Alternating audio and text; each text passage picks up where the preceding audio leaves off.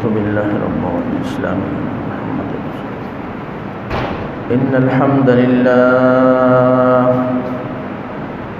إن الحمد لله نحمده ونستغفره ونعوذ بالله من شرور أنفسنا ومن سيئات أعمالنا. من يهده الله فلا مضل له ومن يضلل فلا هادي له. أشهد أن لا إله إلا الله وحده لا شريك له، وأشهد أن محمدًا عبده ورسوله صلى الله عليه وآله وسلم.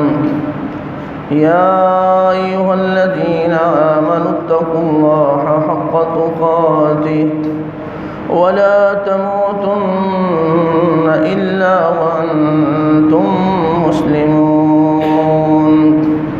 يا أيها الناس اتقوا ربكم الذي خلقكم من نفس واحدة وخلق منها زوجها وبث منهما رجالا كثيرا ونساء. واتقوا الله الذي تساءلون به والأرحام، إن الله كان عليكم رقيبا.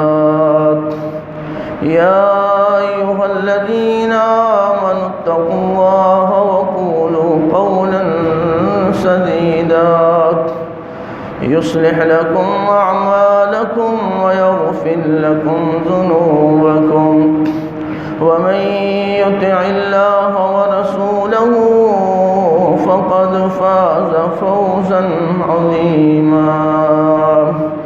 أما بعد، فإن أحسن الكلام كلام الله، وخير الهدي هدي محمد صلى الله عليه وآله وسلم، وشر الأمور محدثاتها، وكل محدثة بدعة، وكل بدعة ضلالة، وكل ضلالة في النار.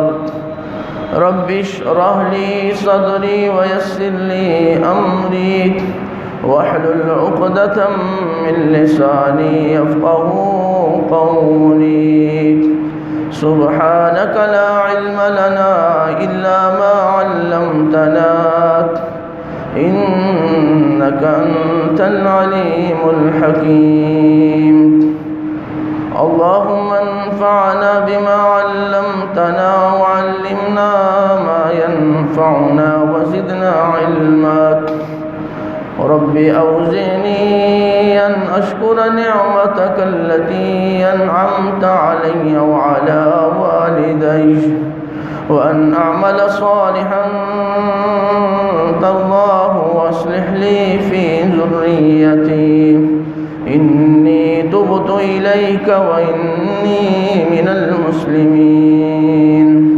أعوذ بالله العظيم وبوجهه الكريم وسلطانه القديم من الشيطان الرجيم، من همزه ونفخه ونفثه. بسم الله الرحمن الرحيم. إن أول بيت وضع للناس للذي ببكة مباركا وهدى للعالمين، فيه آيات بينات مقام إبراهيم، ومن دخله كان آمنا. ولله على الناس حج البيت من استطاع إليه سبيلا، ومن كفر فإن الله غني عن العالمين۔ اللہ تبارک و تعالی اپنے کلام مقدس چوتھے پارے میں سورہ آل عمران میں ارشاد فرماتے ہیں، بے شک سب سے پہلا گھر، اول بیت، اللہ کا پہلا گھر جو لوگوں کے لیے مقرر کیا گیا، لوگوں کے لیے بنایا گیا کہ اس گھر میں اللہ کی عبادت اور بندگی کریں، وہ تمام دنیا کے لیے برکت اور ہدایت والا ہے۔ وہ گھر کہاں ہے؟ ببکہ تھا، جو مکہ میں ہے، اور اس گھر میں اس میں نشانیاں ہیں، کھلی کھلی نشانیاں ہیں، اور وہاں پر مقام ابراہیم ہے، اور جو اس میں داخل ہو جائے وہ امن والا ہو جاتا ہے۔ اور اللہ تبارک و تعالی نے ان لوگوں پر بیت اللہ کا حج فرض کر دیا ہے جو اس کی طرف سفر کرنے کی طاقت رکھتے ہوں، اور جو کوئی کفر کرے گا تو بے شک اللہ تعالیٰ ساری دنیا سے بے پرواہ ہے، بے نیاز ہے۔ اللہ کا الحاکمین کی حمد و ثنا، تعریف و توصیف، بڑائی کے بریائی کے بعد رسول اکرم صلی اللہ علیہ وسلم کی ذات گرامی پر اللہ کی رحمتیں ہوں، درود و سلام ہوں۔ آپ صلی اللہ علیہ وسلم کے مقدس ترین جماعت، اصحاب رسول، اہل بیت اعظام، ازواج مطہرات، اولیاء کرام، اس امت کے جتنے بھی نیک فرد ہمارے بھائی سبقت لے جا چکے ہیں ایمان میں، دنیا میں موجود ہیں، قیامت تک آئیں گے، اور ہم سب پر اللہ کی سلامتی اور اللہ کی رحمت ہو۔ السلام علینا وعلی عباد اللہ الصالحین۔ گزشتہ خطبات جمعہ میں حج کے احکام اور عمرہ کے احکام بیان کیے جا رہے ہیں۔ ہم تقریباً عمرہ کے احکام پچھلے خطبہ جمعہ میں پڑھ چکے ہیں۔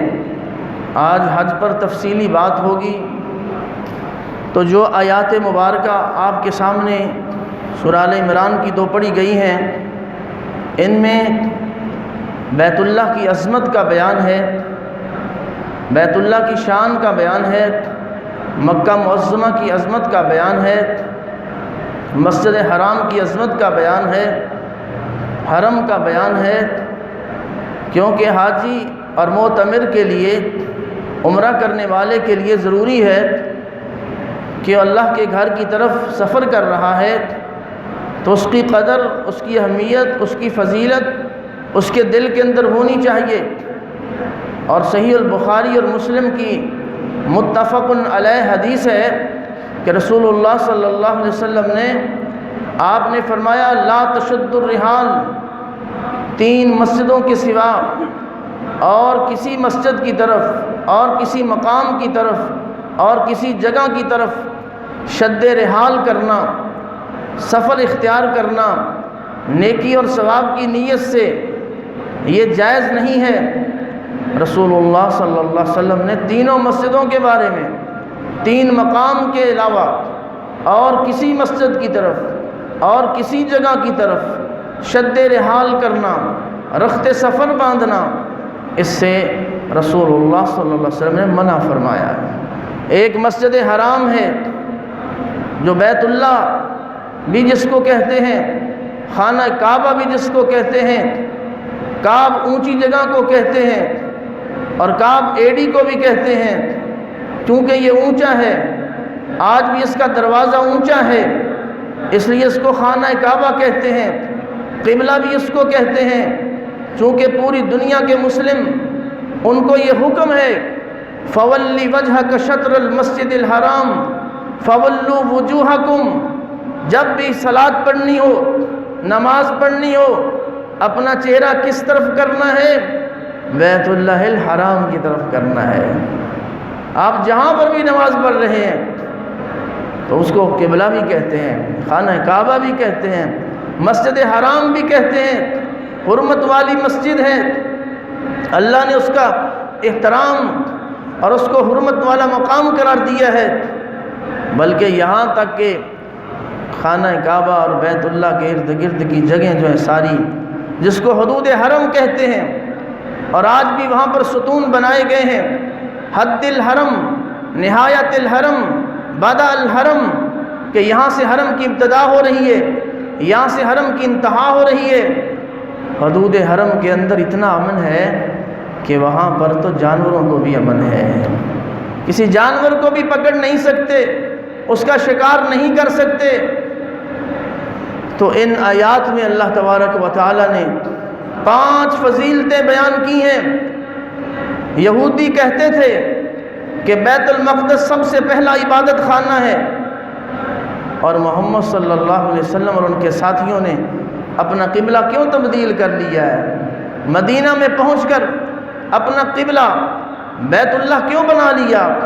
یہودیوں نے اعتراض کیا اور انہوں نے کہا کہ پہلا قبلہ جو بیت المقدس تھا مسلمانوں کا، وہ کہنے لگے کہ بیت المقدس وہ بیت جو فلسطین، ملک شام کے شہر فلسطین میں ہے، جس کو القدس بھی کہتے ہیں کہ وہ پہلا عبادت خانہ ہے۔ اللہ تبارک و تعالی نے اس کی نفی فرمائی، ان اول بیت وضع للناس للذی ببکۃ مبارکا وہدی للعالمین۔ اللہ فرماتے ہیں سب سے پہلا گھر جو لوگوں کے لیے بنایا گیا کہ اس میں اللہ کی عبادت کریں، للذی ببکۃ مبارکا، وہ مکہ کے اندر ہے۔ اللہ تعالیٰ نے اس کی تردید فرمائی کہ پہلا گھر مکہ کا بیت اللہ جو ہے یہ سب سے پہلا گھر ہے، یہ قدیم گھر ہے۔ حضرت ابو ذر غفاری رضی اللہ تعالیٰ عنہ عرض کرتے ہیں، اللہ کے رسول علیہ السلام مجھے یہ بتلائیے سب سے پہلی مسجد کون سی بنائی گئی؟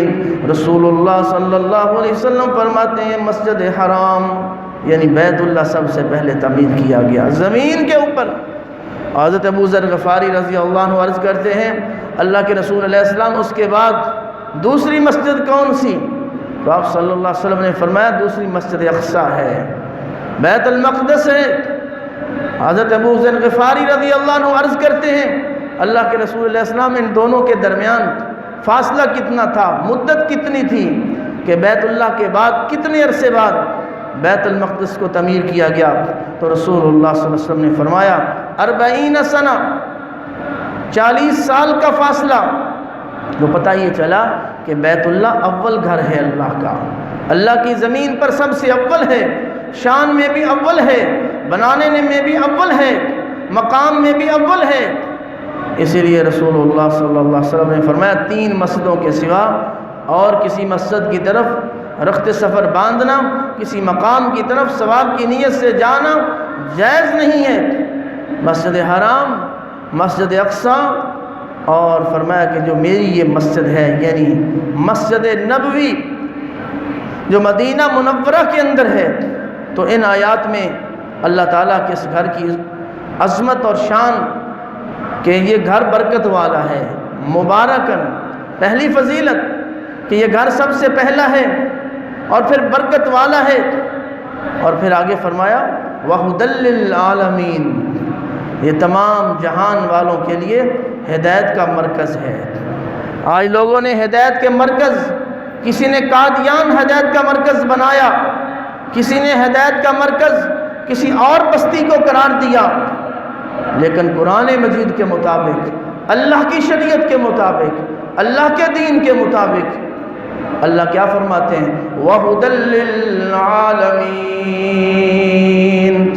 ہدایت کا مرکز تمام جہان والوں کے لیے وہ مکہ، للذی ببکۃ، وہ مکہ کے اندر جو بیت اللہ ہے، جو اللہ کا گھر ہے، برکت والا ہے، تمام جہان والوں کے لیے ہدایت کا مرکز ہے۔ تو پتہ چلا ہدایت کا مرکز مکہ ہے اور کوئی بستی نہیں ہے۔ اور فرمایا اس میں اللہ کی قدرت کی بڑی نشانیاں ہیں، اس میں زمزم کا چشمہ ہے جو اللہ کی قدرت کی نشانی ہے، اس میں مقام ابراہیم ہے، یہ اس گھر کی فضیلت ہے۔ اور زمزم کی فضیلت تو آپ پڑھ چکے ہیں۔ رسول اللہ صلی اللہ علیہ وسلم نے فرمایا الماء زمزم لما شرب لہ، ماء زمزم یہ زمزم کا پانی جو ہے جس نیت سے پیا جاتا ہے، جو بھی دعا کی جائے میرا اللہ اس کو قبول فرماتا ہے۔ بیمار پیے تو رب شفا دے، بیماری سے شفا یابی کے لیے پیے، تنگ دستی کے لیے کوئی پیتا ہے کہ اللہ مجھے دعا ساتھ کرتا ہے کہ اللہ میرے رزق کے خزانے کھول دے اور میرے لیے تنگی سے آسانیوں کا رستہ بنا دے، تو رب آسانیوں کا رستہ بنا دیتا ہے۔ تو فرمایا کہ مقام ابراہیم بھی ہے، اور جو اس گھر میں داخل ہو جاتا ہے امن والا ہو جاتا ہے۔ اور لوگوں کے لیے فرض ہے کہ اس گھر کا حج کریں، جو طاقت رکھتا ہو، اس میں بھی بات ہو چکی ہے۔ استطاعت رکھنے والا جس کے پاس آنے جانے کا خرچ موجود ہو، اور پھر جو ہے بیوی بچوں کے لیے کھانا موجود ہو، تو وہ آنے جانے کا خرچ برداشت کرتا ہو، تو وہ اس شخص کے اوپر حج فرض ہے زندگی میں ایک دفعہ۔ آخری جو الفاظ ہیں ان میں وعید بھی ہے، ومن کفر، جو شخص کفر کرے۔ یہ یاد رکھیے، بعض متجددین جو ہیں اور منکرین حدیث جو ہیں وہ کہتے ہیں بیت اللہ کے حج کی کیا ضرورت ہے، یہاں پر غریبوں میں پیسے بانٹ دیں گے، اتنے لاکھوں روپے لگانے کی کیا ضرورت ہے۔ نبی رحمت صلی اللہ علیہ وسلم نے فرمایا تابعوا بین الحج والعمرہ، تابعوا بین الحج والعمرہ۔ رحمت عالم صلی اللہ علیہ وسلم تو یہ فرما رہے ہیں حج اور عمرہ کرتے رہا کرو، بار بار کرو، اللہ کے گھر کی زیارت بار بار کرو۔ لیکن شیطان متجددین کو، منکرین حدیث کو، جو لوگوں کے ذہن میں زہر بھرتے ہیں، حج کا مذاق اڑاتے ہیں کہ اتنے لاکھوں لوگ وہاں پر قربانیاں کر رہے ہیں، جمع ہو رہے ہیں، ان کو کیا فائدہ ہے۔ میرے بھائیوں، جس طرح نماز کا مذاق اڑانا اس سے بندہ کافر ہو جاتا ہے، زکوٰۃ کا مذاق اڑانے سے بندہ کافر ہو جاتا ہے، روزوں کا مذاق اڑانے سے، انکار کرنے سے بندہ اسلام سے خارج ہو جاتا ہے، اسی طرح سے اگر کوئی بندہ سستی کرتے ہوئے حج نہیں کرتا تو وہ کبیرہ گناہ کا مرتکب ہے۔ لیکن اگر کوئی شخص حج کا مذاق اڑاتا ہے، مناسک حج کا مذاق اڑاتا ہے، اللہ کے گھر کا مذاق اڑاتا ہے، تو سمجھ لیں اس نے دین کے ایک رکن کا مذاق اڑایا ہے، اسلام کے رکن کا مذاق اڑایا ہے، اور ایسا شخص اسلام سے نکل چکا ہے۔ تو اللہ تبارک و تعالیٰ کے گھر بیت اللہ عبادت کا مرکز، جعل اللہ الکعبۃ البیت الحرام قیاما للناس، اللہ فرماتے ہیں جعل اللہ الکعبۃ البیت الحرام، اللہ تعالیٰ نے کعبہ کو، بیت الحرام کو، اس گھر کو، خانہ کعبہ کو حرمت والا بنا دیا ہے، قیاما للناس، لوگوں کے قیام کے لیے ہے، لوگوں کی بقا کے لیے ہے۔ اس کا مفسرین نے دو ترجمے کیے ہیں کہ رب تعالیٰ نے خانہ کعبہ کو قیاما للناس کیوں کہا ہے۔ ایک تو اس کا مطلب یہ لوگوں کے قائم رکھنے والا ہے لوگوں کو، یعنی جب تک خانہ کعبہ اس دنیا پہ موجود ہے اس وقت تک قیامت نہیں آئے گی۔ لوگوں کے قیام اور امن کی یہ جگہیں، جیسا کہ قرب قیامت کالے رنگ کا حبشی بیت اللہ کو گرا دے گا، پھر قیامت آ جائے گی، اس کو روکنے والا کوئی نہیں ہوگا۔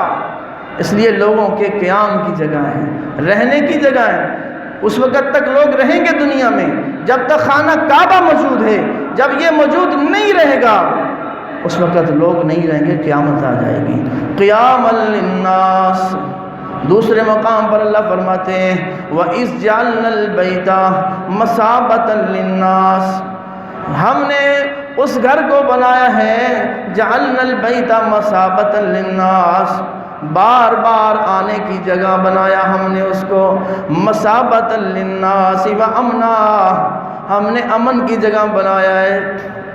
بیت اللہ کے بارے میں قرآن مجید بھرا پڑا ہے، کہیں اللہ فرماتے والے تنذر ام القری، تاکہ آپ ڈرائیں بستیوں کی ماں والوں کو۔ مکہ کو اللہ نے بستیوں کی ماں کہا ہے، یہ ویسے بھی جغرافیے کے لحاظ سے یہ دنیا کے وسط میں یہ بستیوں کی ماں ہے۔ اور اللہ کہیں رب العالمین قسمیں کھاتے ہیں والتین والزیتون وطور سینین وہذا البلد الامین، اس امن والے شہر مکہ کی قسم۔ فَلْيَعْبُدُوا رَبَّ هَذَا الْبَيْتِ، لوگوں کے چاہیے لوگوں کو اس گھر کے رب کی عبادت کریں۔ اللہ اکبر، ان آیات کو پڑھنے کا مکہ میں بڑا مزہ آتا ہے۔ فَلْيَعْبُدُوا رَبَّ هَذَا الْبَيْتِ، اور اس دنیا کے اندر کوئی ایسی مسجد نہیں ہے جس مسجد کے اندر آپ نماز پڑھیں تو آپ کو 1,00,000 نماز کا ثواب ملے۔ یہ صرف بیت اللہ ہے، اس کی عظمت، اس کی شان، اس کی فضیلت بیان کرنے سے باہر ہے۔ یہ تو ہم قرآن و سنت سے بیان کر رہے ہیں، لیکن جب آپ بیت اللہ کے پاس پہنچتے ہیں وہاں پر جو خیر و برکت کے آثار نظر آتے ہیں، روحانیت نظر آتی ہے، وہ بندہ بیان نہیں کر سکتا ہے۔ اس لیے علماء نے لکھا ہے اس حدیث کے مطابق کہ اگر بیت اللہ میں نماز پڑھیں تو 1,00,000 نماز کا ثواب ہے، وہ فرض ہو نفل ہو۔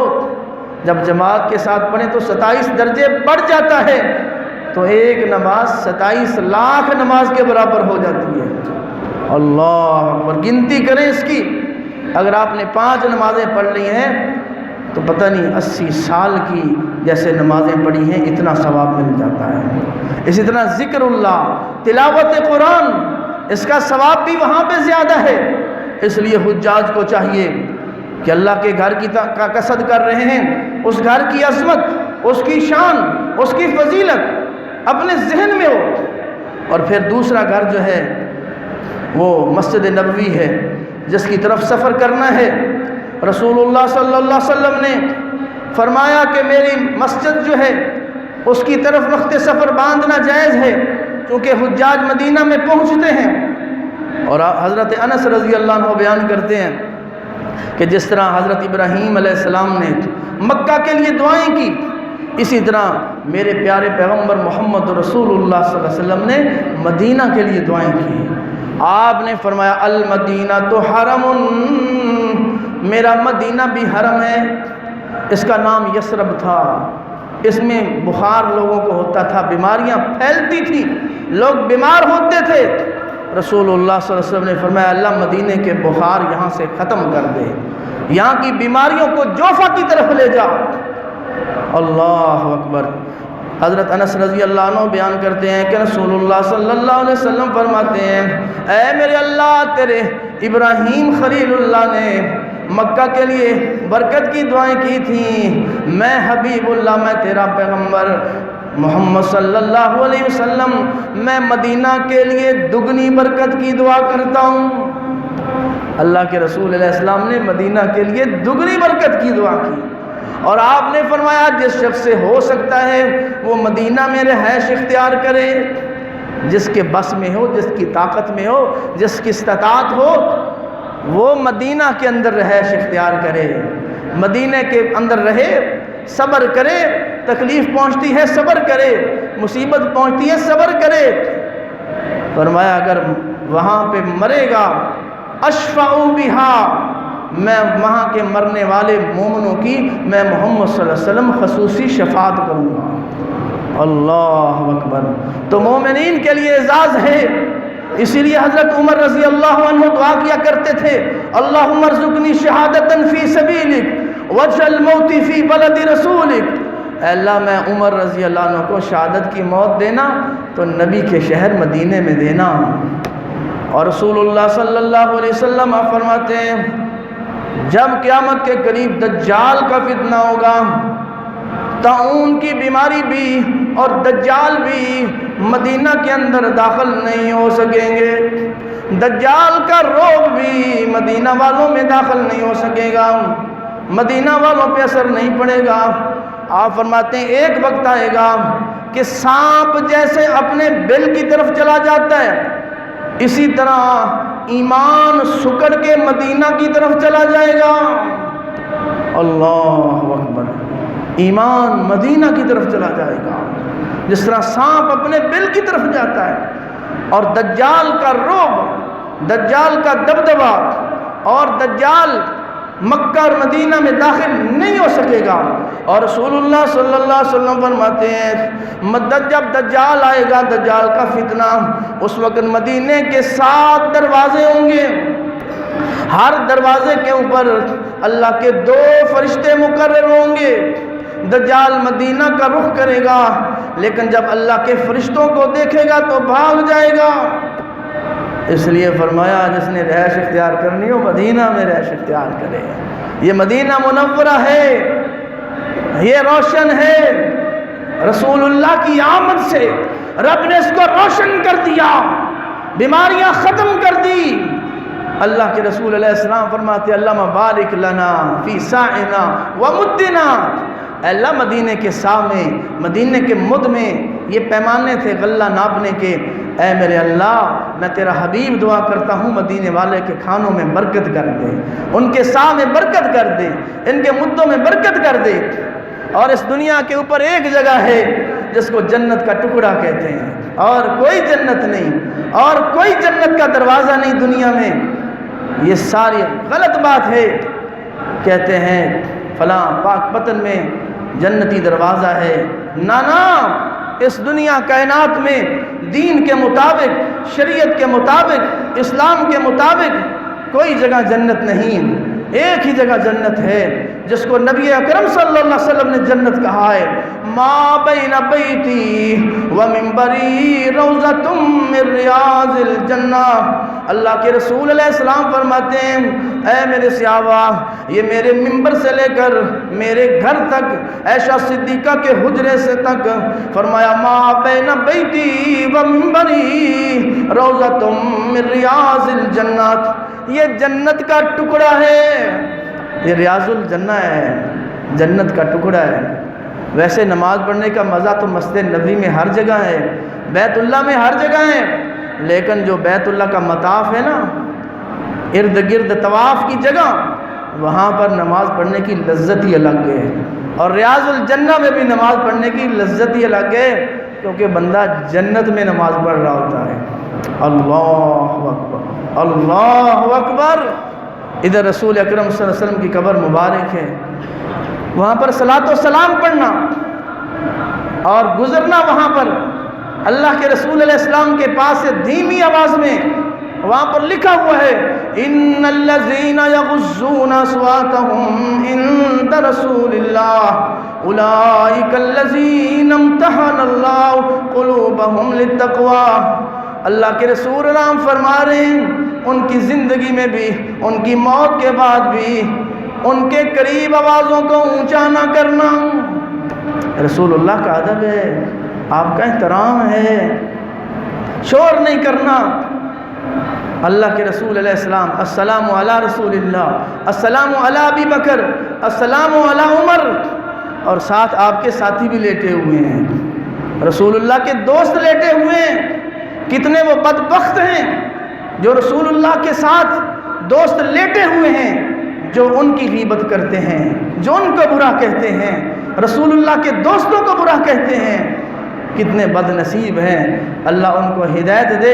ابو بکر و عمر کو نبی کے ساتھ ایسا رب نے اکٹھا کیا ہے کہ جو دنیا میں جدا نہ ہو سکے، مکے میں جدا نہ ہو سکے، احد میں جدا نہ ہو سکے، بدر میں جدا نہ ہو سکے، تبوک میں جدا نہ ہو سکے، حنین میں جدا نہ ہو سکے، ابو بکر تو غار ثور میں بھی جدا نہ ہو سکے، ابو بکر و عمر تو قبر میں بھی جدا نہ ہو سکے۔ یہ میرے اللہ کی تقسیم ہے۔ اب کہتے ہیں نا، وصیت کرتے ہیں میری قبر فلاں کے پاس ہو، تو جن کی قبریں رسول اللہ کے پاس ہوں، رسول اللہ کے قدموں میں ہوں، رسول اللہ صلی اللہ علیہ وسلم کے پاس ہوں، جنت کے ٹکڑے میں ہوں۔ میں نے اور آپ نے جنت میں جانا ہے کہ نہیں جانا، یہ تو فیصلے اللہ کے پاس ہیں۔ ہم امید رکھتے ہیں کہ انشاءاللہ الرحمن اللہ کی جنت میں جائیں گے۔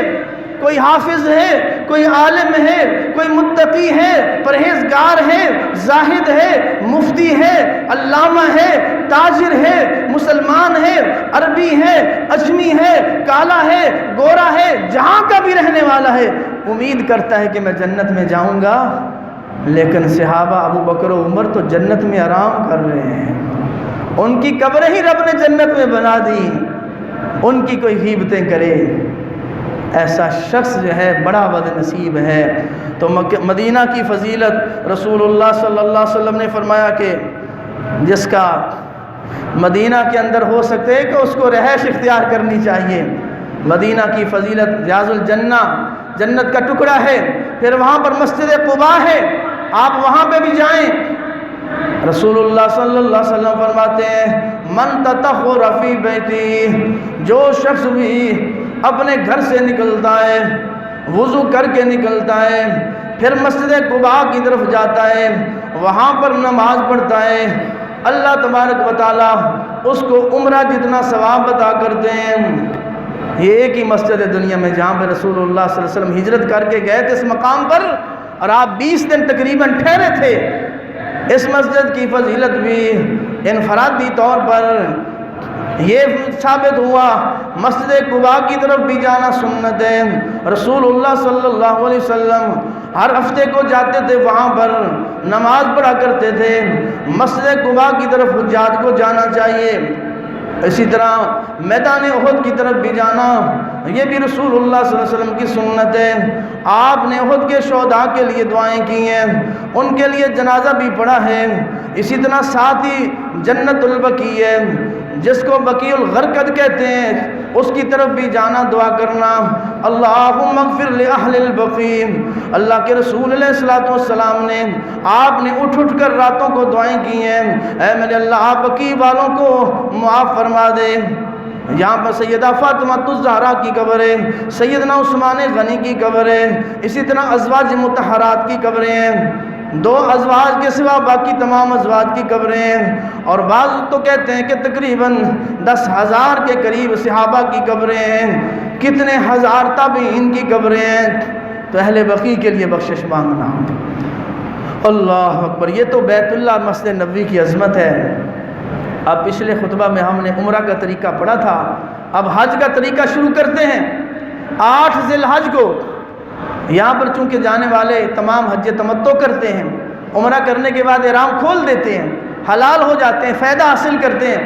تو 8 ذی الحج کو جس کو یوم الترویہ کہتے ہیں، ترویہ عربی میں کہتے ہیں اونٹوں کو پانی پلانا، جانوروں کو پانی پلانا، کیونکہ آپ حج کے لیے جا رہے ہیں، تو اس لیے 8 ذی الحج کو احرام باندھ کر نکل جانا ہے، اونٹوں کو پانی پلانا ہے، پانی پلا کر حجاج احرام باندھ کر جو ہے نکل جاتے تھے، اپنی صفائی غسل کر کے بدن پہ خوشبو لگا کر احرام باندھ کر اللہم لبیک حجن یہ نیت کر کے، اگر تمتع کر رہے ہیں تو تمتع کی نیت ہوگی، قران کر رہے ہیں تو قران کی نیت ہوگی، حج مفرد کر رہے ہیں تو حج مفرد کی نیت کریں گے، کیونکہ تینوں کے ہم جو مسائل بیان کر چکے ہیں حج کی 3 اقسام کے۔ تو اللہم لبیک حجن تمتع، یہاں کے جو حج تمتع ہی کرتے ہیں تو یہ نیت کر کے آپ نے جانا ہے اور مینا کے اندر پہنچنا ہے، وہاں پر ظہر سے پہلے پہنچ جائیں، اور 8 ذی الحج کو جاتے ہوئے وہاں پر مینا کے اندر جو ہے ظہر بھی، عصر بھی، مغرب بھی، عشاء بھی اپنے اپنے وقت پہ پڑھنی ہے، چاہے کوئی مکہ کا رہنے والا ہے، چاہے کوئی بیرونی حاجی ہے، وہ قصر پڑے گا۔ یہ یاد رکھیے رسول اللہ صلی اللہ علیہ وسلم کی سنت ہے، کیونکہ جو مکہ کے اندر رہنے والے حاجی تھے وہ بھی قصر پڑھتے تھے، اس لیے ہمارے ہاں یہاں سے جانے والے کئی لوگ نمازیں پوری پڑھتے ہیں۔ رسول اللہ صلی اللہ علیہ وسلم نے چونکہ قصر کی ہے لہٰذا قصر پڑھنی چاہیے، اس لیے حجاج جو ہے وہاں پر جو ہے ظہر، عصر، مغرب، عشاء اور فجر پڑھیں گے۔ اور اسی طرح پھر 9 ذی الحج کو جس کو یوم عرفہ کہتے ہیں، یہ بڑا اہم دن ہوتا ہے حجاج کے لیے، بہت ہی اہم دن ہے۔ حضرت عبداللہ ابن عباس رضی اللہ تعالیٰ عنہ بیان کرتے ہیں کہ رسول اللہ صلی اللہ علیہ وسلم نے مینا میں ظہر، عصر، مغرب، عشاء اور فجر پڑھائیں، اس کے بعد آپ عرفات کی طرف گئے، اس لیے یہ 5 نمازیں مینا میں ہی پڑھیں گے۔ اور عرفہ کا دن 9 ذی الحج کا دن یہ ہمارے لیے بھی بڑا اہم ہے کہ رسول اللہ صلی اللہ علیہ وسلم نے فرمایا جس نے یوم عرفہ کا روزہ رکھا، 9 ذی الحج کا روزہ رکھا، اس کے اللہ تعالیٰ 2 سال کے گناہ معاف کر دیتے ہیں۔ یہ بڑا فضیلت والا ہے۔ تو 9 ذی الحج کو یوم عرفہ انتہائی عظیم دن ہے۔ یہ وقوف عرفات حج کا اہم رکن ہے۔ الحج عرفہ، رسول اللہ صلی اللہ علیہ وسلم نے فرمایا حج تو ہے ہی عرفہ کا نام، جو عرفہ میں نہیں پہنچا، میدان عرفات میں نہیں پہنچا، اس کا حج نہیں ہوا ہے۔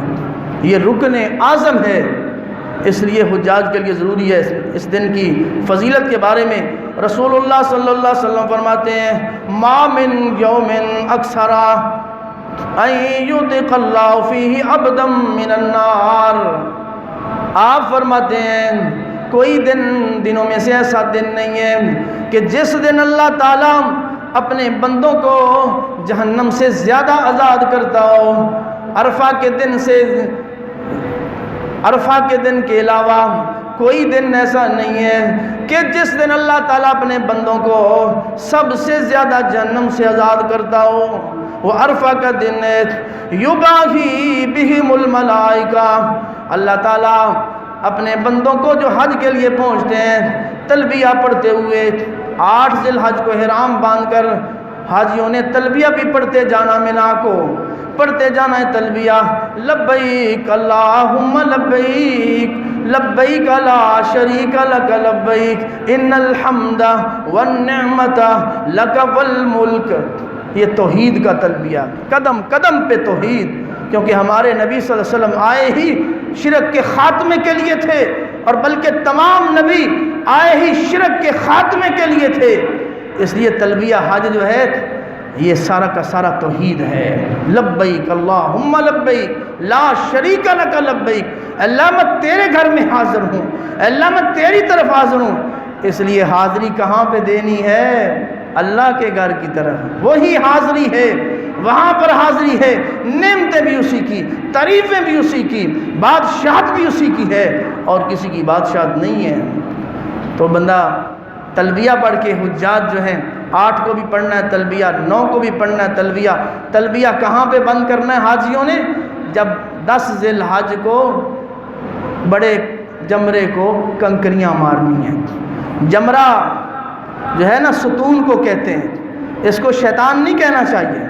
ہمارے یہاں عام طور پر جو ہے یہ جمرے کو کہتے ہیں شیطان۔ کئی لوگ تو معاذ اللہ جوتیاں مارنا شروع کر دیتے ہیں، شیطان کو گالی دیتے ہیں۔ رسول اللہ صلی اللہ علیہ وسلم نے دیکھا ایک آدمی شیطان کو برا بھلا کہہ رہا، فرمایا تو اس کو خوش کر رہا ہے، گالی تو گناہ ہے، شیطان خوش ہوگا۔ اس لیے کسی بھی جمرے کو، وہاں پر جمرات ہیں 3، کسی کو کنکریاں مارتے ہوئے گالی نہیں دینی، کٹھیاں کنکریاں بھی نہیں مارنی۔ اس کا بیان آگے انشاءاللہ آئے گا۔ تو جمرہ کا معنی ستون ہے۔ تو جمرات، پہلا جمرہ جو بڑا جمرہ جو ہے اس کو 10 ذی الحج کو کنکریاں مارنے سے پہلے تک حجاج نے تلبیہ پڑھتے رہنا ہے، اور اللہ اکبر کبیرہ بھی پڑھتے رہنا ہے۔ تو 9 ذی الحج کا دن اتنا اہم ہے کہ رسول اللہ صلی اللہ علیہ وسلم فرماتے ہیں اللہ تعالیٰ فرشتوں سے فخر کرتا ہے کہ دیکھو میرے بندے آج 9 ذی الحج کو عرفہ کے میدان میں جمع ہیں۔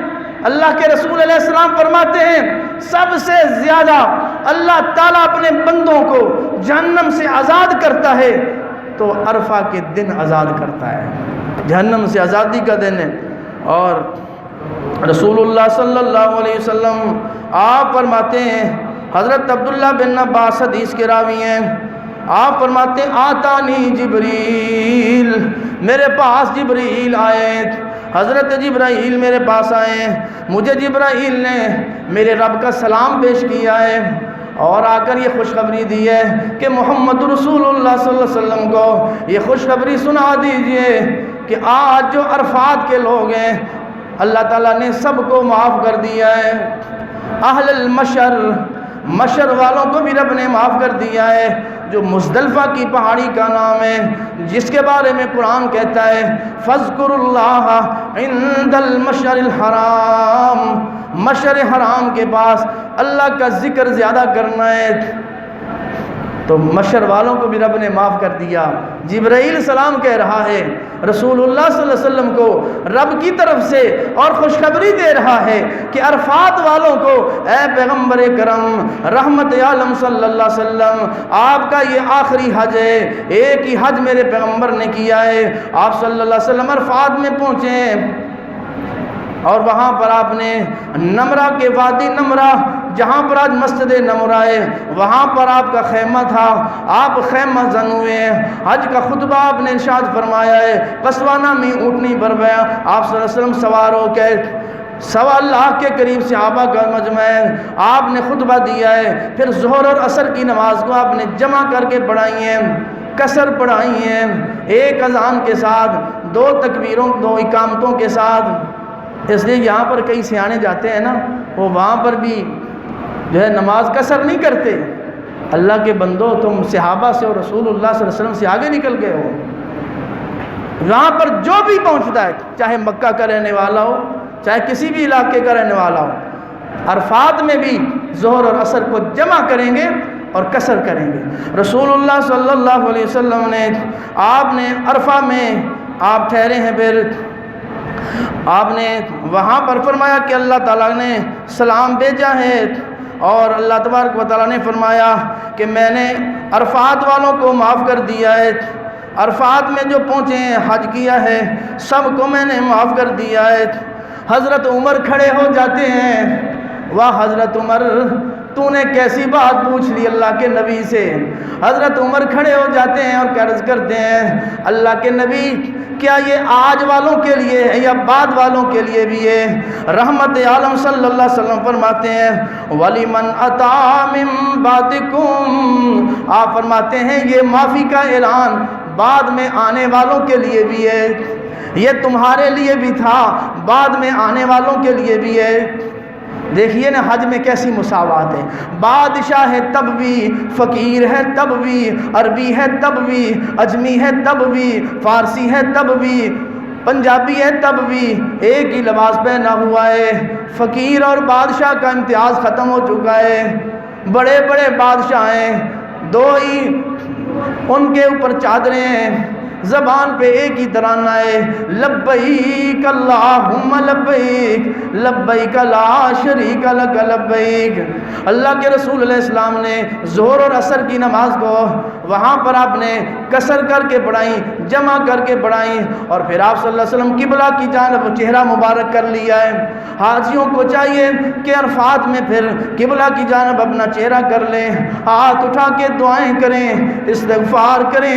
آج کا دن ایسا دن ہے اللہ تعالیٰ اپنے بندوں کو سب سے زیادہ جہنم سے آزاد کرتا ہے۔ عرفات میں دعائیں کریں، استغفار کریں، توبہ کریں اور معافیاں مانگیں۔ مغرب تک یہ دعائیں ہی کرنی ہے، مغرب تک تلبیہ ہی پڑھنا ہے، مغرب تک تکبیرات ہی پڑھنی ہے۔ اے اللہ ہم سب کو بھی حج کی سعادت نصیب کر دے۔ اے اللہ ہم کو اپنے گھروں کی بار بار زیارتیں نصیب کر دے، ہم کو بھی عرفات کی حاضری نصیب کر دے۔ اے اللہ جو جا چکے ہیں بار بار نصیب کر دے، جو نہیں جا رہے یا جن کا بھی نمبر نہیں، اللہ جلدی ہم سب کی قسمت میں حج کی سعادت عطا فرما۔ اور وہاں پر رسول اللہ صلی اللہ علیہ وسلم سورج کے غروب ہونے تک عرفات میں ہی ٹھہرے ہیں، دعائیں کرتے رہے ہیں۔ آپ نے پھر مغرب کی نماز وہاں پہ نہیں پڑھی بلکہ کوچ فرما لیا ہے۔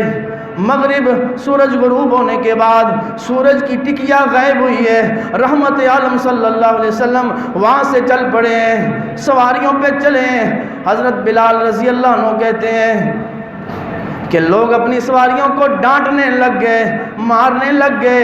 رحمت عالم صلی اللہ علیہ وسلم نے اپنے کوڑے سے آپ نے اشارہ کیا اور فرمایا یا ایھا الناس علیکم بالسکینہ، اے لوگو مارو نہیں اپنی سواریوں کو، جلدی نہ کرو، سکون کے ساتھ چلو، آرام کے ساتھ چلو، ٹھہر ٹھہر کر چلو۔ نیکی جلدی کرنے کے اندر نہیں ہے۔ آپ پھر عرفات سے مزدلفہ کی طرف گئے، فَاذْكُرُوا اللَّهَ عِنْدَ الْمَشْعَرِ الْحَرَامِ، مزدلفہ کی طرف چلے گئے۔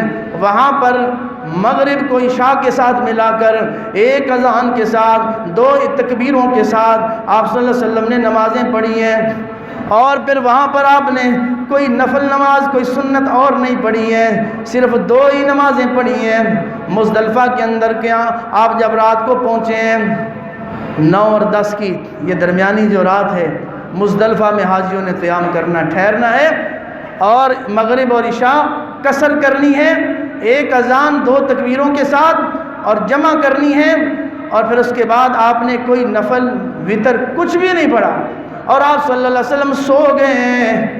اس لیے حاجیوں کا وہاں پر سونا بھی عبادت، حاجیوں کا وہاں پہ سونا بھی عبادت۔ اب سو جانا ہے اپنے ضروری کام کاج کر کے، حجاج نے سو جانا ہے، اور پھر 10 ذی الحج کو، جس کو یوم النحر کہتے ہیں، 4 اہم کام کرنے ہیں۔ رسول اللہ صلی اللہ علیہ وسلم مزدلفہ کے اندر آپ نے جب یہ رات ٹھہرے ہیں آپ، تو کئی ایسے بھی تھے جیسے حضرت سودا رضی اللہ تعالیٰ عنہ، جسم ان کا بھاری تھا، عرض کرنے لگی اللہ کے پیغمبر ہم آدھی رات کو ہی مینا کی طرف چلے جائیں، کنکریاں مارنے کی طرف، کیونکہ وہ آہستہ آہستہ چلتی تھی، اس لیے ضعیفوں کو حکم ہے، بیماروں کو حکم ہے، خود کنکریاں مارنے چاہتے ہیں تو آدھی رات ہی مزدلفہ سے مینا کی طرف چلے جائیں۔ لیکن رسول اللہ صلی اللہ علیہ وسلم نے خود مزدلفہ کے اندر ہی صلاۃ پڑھی ہے، اور آپ نے فجر کی نماز ادا کر کے رحمت عالم صلی اللہ علیہ وآلہ وسلم آپ سورج نکلنے کے بعد جمرات کی طرف چلے گئے، مینا کی طرف چلے گئے۔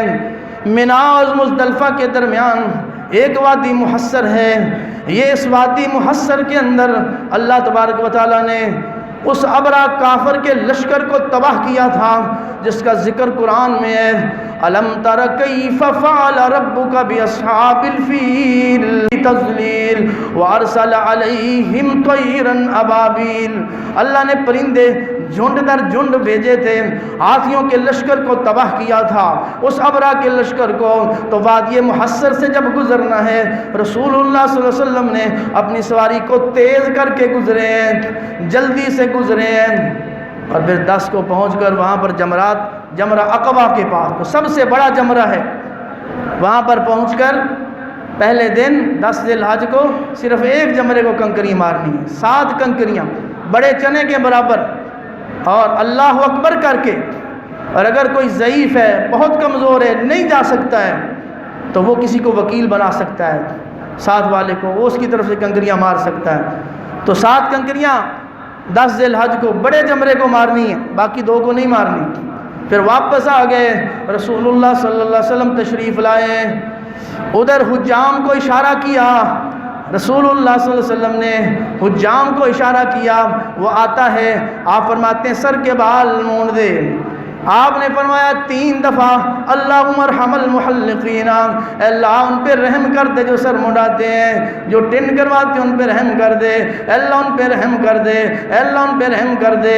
آپ صلی اللہ علیہ وسلم نے دائیں طرف والے بال جو ہیں یہ صحابہ میں بانٹ دیے ہیں، اور بائیں طرف والے بال جو ہیں اللہ کے رسول علیہ الصلوۃ والسلام نے اپنے ایک دوسرے صحابی کو عطا کیے ہیں۔ اور آپ صلی اللہ علیہ وسلم نے اس کے بعد رسول اللہ صلی اللہ علیہ وسلم آپ اس سے پہلے قربانی کرنا، آپ نے بال مڈانے سے پہلے قربانی کرنا، آپ صلی اللہ علیہ وسلم کے لیے حضرت علی رضی اللہ تعالیٰ عنہ یمن سے اونٹ لے کر آئے تھے، 63 اونٹ میرے پیغمبر نے اپنے ہاتھ سے نہر کیے ہیں، باقی جو حضرت علی کے سپرد کر دیے۔ قربانی کرنے کے بعد آپ نے اپنے سر کے بال اتروائے، اور پھر آپ صلی اللہ علیہ وسلم طواف افاضہ کے لیے چلے گئے۔ تو حاجی نے یہ 4 اہم کام کرنے ہیں۔ اگر کسی سے غلطی ہو جائے، قربانی سے پہلے سر منڈا دیں۔ ایک شخص آیا، اس نے ایسی بات کی، آپ نے فرمایا کوئی حرج نہیں ہے۔ اگر کنکریاں مارنے میں دیر ہو جائے، فرمایا کوئی حرج نہیں ہے، لیکن طواف افاضہ یہ بھی ضروری ہے حاجی کے لیے، یہ فرض ہے اس کے لیے۔ اپنا قربانی کرنے کے بعد اور سر کے بال منڈانے کے بعد پھر یہ حلال ہو جائے گا، کپڑے پہن لے، احرام کی پابندیاں ختم ہو چکی ہیں، بیت اللہ کی طرف جائے گا اور طواف افاضہ کرے گا۔ طواف افاضہ کے اندر رمل وغیرہ نہیں کرنا، کیونکہ دوسرے کپڑے پہنے ہوئے ویسے بھی استباح بھی نہیں ہے۔ اور رسول اللہ صلی اللہ علیہ وسلم نے پھر جو ہے 2 جو رکھتے پڑی ہیں طواف کے بعد، آپ نے ڈول سے زمزم کو خوب پیا ہے، پھر صفا مروہ کی سعی کی ہے، پھر واپس مینا میں آ جانا ہے۔ آگے کی جو راتیں ہیں 11، 12، 13، یہ جو راتیں ساری ہیں رسول اللہ صلی اللہ علیہ وسلم نے مینا کے اندر ہی گزاری ہیں۔ اور سورج کے ڈھلنے کے بعد دوسرے دن پہلے چھوٹے جمرہ کو، پھر درمیانے جمرہ کو، پھر جو بڑے جمرہ کو، اس ترتیب کے ساتھ 7 کنکریاں، یہ ایک دن کی 21 بنتی ہے، 11، 12 اور 13 جن کو ایام تشریق کہتے ہیں، تو یہ جو کنکریاں مارنی ہیں، اور ان دنوں کے اندر اللہ کا ذکر کرنا ہے۔ فَاذْكُرُوا اللَّهَ عِنْدَ الْمَشْعَرِ الْحَرَامِ، یا دوسرے مقام پر اللہ فرماتے ہیں فَإِذَا قَضَيْتُم مَّنَاسِكَكُمْ فَاذْكُرُوا اللَّهَ كَذِكْرِكُمْ آبَاءَكُمْ أَوْ أَشَدَّ ذِكْرًا۔ فرمایا جب تم مناسک ادا کر چکو تو پھر تم اللہ کا ذکر کثرت سے کرنا، جیسے جاہلیت کے اندر مشرکین مکہ اپنے باپ دادوں کا بڑا ذکر کرتے تھے، وہ ان کی تعریفیں کرتے تھے۔ اے مسلمانوں مومنوں، تم نے اپنے رب کا ذکر کرنا ہے۔ وَاذْكُرُوا اللَّهَ فِي أَيَّامٍ مَّعْلُومَاتٍ فِي أَيَّامٍ مَّعْدُودَاتٍ، یہ گنے ہوئے دنوں میں اللہ کا ذکر کرنا ہے۔ یہ ہمارے لیے بھی ہے، جو حج نہیں کر رہے وہ بھی ان دنوں میں ایام تشریق میں اللہ کا ذکر کریں، اللہ کا ذکر، کیونکہ یہ دن حرمت والے مہینوں کے دن ہیں۔ تو اگر اسی طرح 13 کی کنکریاں جو ہے 12 کو مار کر واپس کوئی جانا چاہتا ہے تو اس کے لیے بھی اجازت ہے۔ اور پھر اس کے بعد حج تمتع کرنے والے نے آخری طواف وداع کرنا ہے، تو یہ حج مکمل ہو جاتا ہے۔ اللہ عز و جل سے دعا ہے اللہ پاک ہم سب کو اپنے گھر کی بار بار زیارت نصیب فرمائے، اور اللہ تعالی حج مبرور کرنے کی توفیق عطا فرمائے، ایسا حج جو گناہوں کا کفارہ بن جائے۔ اور رسول اللہ صلی اللہ علیہ وسلم نے جیسا کہ فرمایا کہ جس شخص کا حج قبول ہو گیا وہ ایسے ہو گیا کہ جیسے اس کی ماں نے آج اس کو جنا ہے، آج پیدا ہوا ہے معصوم گناہوں سے پاک۔ جس کا حج قبول ہو گیا اس کی زندگی کے سارے پاپ دھل گئے، اس کی میل کچیل دور ہو گئی۔ اللہ عز و جل ہم سب کو اپنے گھر کی بار بار زیارت نصیب فرمائے اور حج مبرور کرنے کی توفیق عطا فرمائے۔ وآخر دعوانا الحمدللہ۔